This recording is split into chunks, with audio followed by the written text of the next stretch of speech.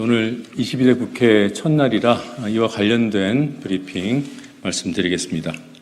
실천하는 국회, 국회법에서 답을 찾겠습니다. 오늘은 제22대 국회가 시작하는 날입니다. 지난 총선에서 국민은 윤석열 정부의 실정을 심판하고 대통령의 독선을 견제하지 못한 여당을 꾸짖었습니다. 그렇다고 야당의 전폭적인 신뢰를 보낸 것도 아닙니다. 민생과 개혁 과제를 흔들림 없이 추진하고 정치력을 발휘해 성과를 낼 것을 주문했습니다.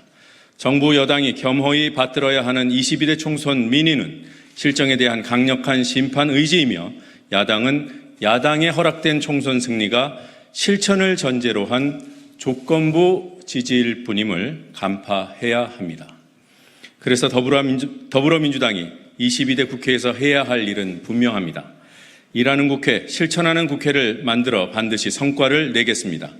21대 국회 마지막 본회의에서까지 국민의 요구를 짓밟은 윤석열 대통령, 그리고 대통령의 거수기 역할을 자임한 여당으로부터 국회의 입법권을 되찾아 의회 민주주의를 지키겠습니다.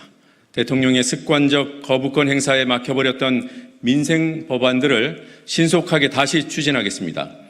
22대 국회에서도 대통령의 거부권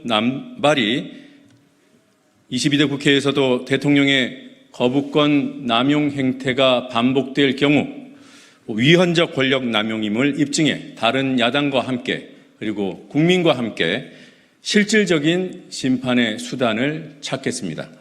당장 22대 국회 첫날인 오늘부터 행동에 나섭니다. 전 국민께 민생지원금을 지역화폐로 드리는 민생위기 극복을 위한 특별조치법과 윤석열 대통령과 여당이 거부해 폐기시킨 해병대원 특검법을 민주당의 당론 1호 법안으로 발의합니다. 이 밖에도 총각을 다투는 여러 민생개혁 법안들을 차례로 발의하겠습니다. 법안 발의만으로는 아무것도 할 수 없습니다. 조속한 원구성을 통해 상임위원회가 가동되도록 해야 하는 이유입니다. 이미 민주당의 원내대표단은 분명한 원칙을 천명했습니다. 국회법을 지키겠습니다. 국회법이 규정한 대로 6월 7일까지 원구성이 마무리될 수 있도록 최선을 다하겠습니다.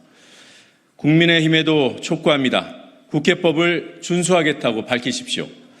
우려스럽게도 국민의힘은 7월 중순이 관행이라며 민주당의 국회법 준수 입장을 관례를 깨는 것으로 치부했습니다.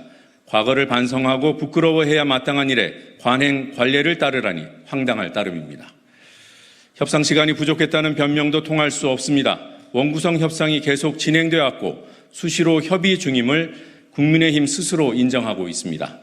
그리고 그게 사실입니다.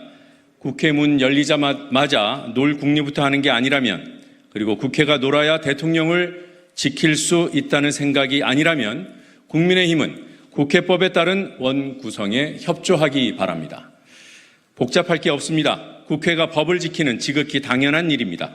22대 국회가 국회법대로 원구성을 이뤄낸다면 그 자체로 대한민국 국회의 새로운 역사입니다. 또 국민께 협치를 통한 실천이 가능함을 알리는 희망의 메시지가 될 것입니다. 일하는 국회, 실천하는 국회로 가는 또 다른 열쇠가 역시 국회법에 있습니다. 국회법은 매주 월요일과 화요일은 상임위원회를, 수요일과 목요일은 소위원회를 열도록 규정하고 있습니다.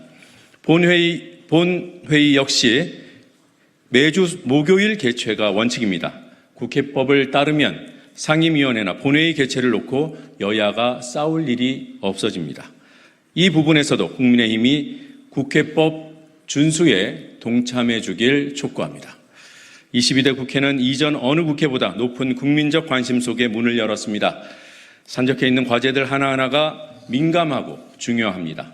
국회가 제 역할을 못하면 감당기 어려운 국민적 질타에 직면할 것이 불보듯 뻔합니다.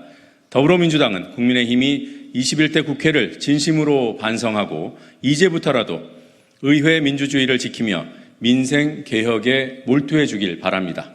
그 첫걸음이 국회법 준수에 있음을 다시 한번 강조합니다. 감사합니다.